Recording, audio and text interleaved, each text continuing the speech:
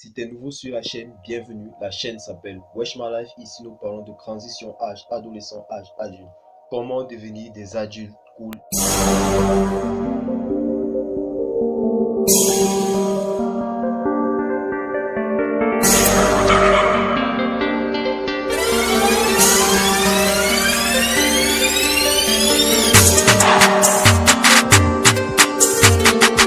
Ok mec, une fois que tu atteins la vingtaine, une fois que ton âge oscille autour de la vingtaine, il est très difficile de ne pas se rendre compte de ce que la société attend de toi.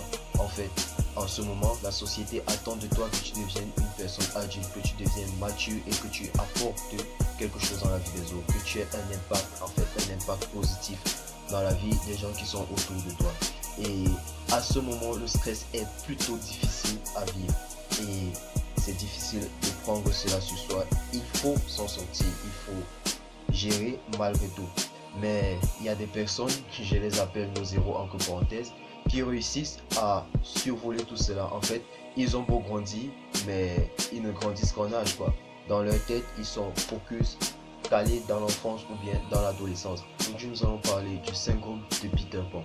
En fait, le syndrome de Peter Pan, c'est quoi? C'est un thème qui a été utilisé par le docteur Ben Kiley pour définir ces personnes-là qui vivent dans leur monde imaginaire, si je peux le dire ainsi. Ils vivent dans leur enfance et ne veulent pas se confronter à leur vie d'adulte. Le but d'être plus éclairci sur le sujet, nous allons évoluer selon 4 principaux axes. Les principales choses à retenir est que le syndrome de Peter Pan touche dans la majorité des cas les garçons. Le fait que le syndrome de Peter Pan touche dans la majorité des cas les garçons est simplement dû à ceci. Au courant de leur enfance, ils ont dû vivre des expériences plus ou moins traumatisantes et ceci était dû au fait que le parent n'était pas tout à fait présent. En fait, leur père n'était pas présent dans les fonctions paternelles. Il ne remplissait pas totalement ses fonctions paternelles et cela a conduit la mère à se plaindre. À force de se plaindre à répétition, le garçon, au cours de son enfance, a dû créer une coquille, a dû créer une carapace pour se protéger. Et en grandissant, ça se transforme par le syndrome de Peter Pan. En fait, il va s'opposer à son âge adulte, il va s'opposer aux responsabilités et va décider de continuer à vivre dans son enfance afin de couper tout lien avec son père. Et là, il pourra être libre dans sa tête. L'autre chose est que ces personnes sont généralement incapables de s'assumer émotionnellement. Et ceci est dû au fait qu'ils préfèrent vivre en renvoyant la faute aux autres. En fait, responsabilité et maturité, ce sont les thèmes, leur pire ennemi, quoi. Ce sont les thèmes dont ils n'aimeraient jamais entendre parler parce qu'ils aimeraient continuer à vivre leur vie dans leur enfance. Donc, la maturité émotionnelle, ils connaissent pas, ils n'en ont rien à faire, ils ne veulent même pas entendre parler. Troisième point est que ces personnes-là, ce sont les rois de la procrastination. En fait, il n'y a pas d'eux comme eux. Ce sont les seuls et ce sont les kings.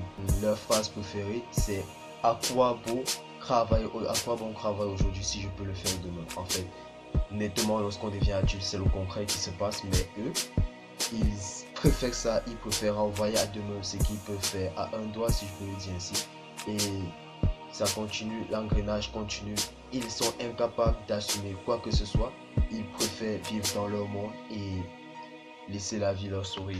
La quatrième chose à noter sera que les personnes qui sont porteurs du syndrome de Peter Pan auront extrêmement dépendantes des autres. Elles vont dépendre des autres pour pouvoir assumer leur vie sociétale, pour pouvoir assumer leur vie dans la société. En fait, ils vont dépendre de leurs parents, dépendre de leurs amis et oui, peut-être même de leur conjoint en fait.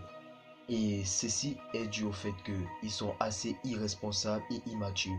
Alors, étant donné que la société n'en a rien à faire que tu sois porteur du syndrome de Peter Pan ou pas, dès que tu es adulte, il faut que tu apportes quelque chose, il faut que tu apportes ta pierre à l'édifice. Alors ces personnes-là seront hyper dépendantes des autres. Ils auront besoin des autres pour réaliser leur vie et pouvoir leur permettre d'évoluer dans leur monde d'enfant. Nous sommes parvenus au thème de cette vidéo. J'espère qu'elle t'a plu et surtout qu'elle a pu t'apporter quelque chose. Si c'est le cas, je t'invite à lâcher un pouce bleu, à t'abonner, activer la cloche de notification et surtout laisse un petit commentaire pour me permettre de me rendre compte que tu es passé par là et c'est hyper encourageant, c'est motivant, ça va me permettre de te donner davantage de contenu et de travailler davantage sur la qualité de ce contenu. Je te dis À plus pour de nouvelles vidéos sur la chaîne Wesh My Life.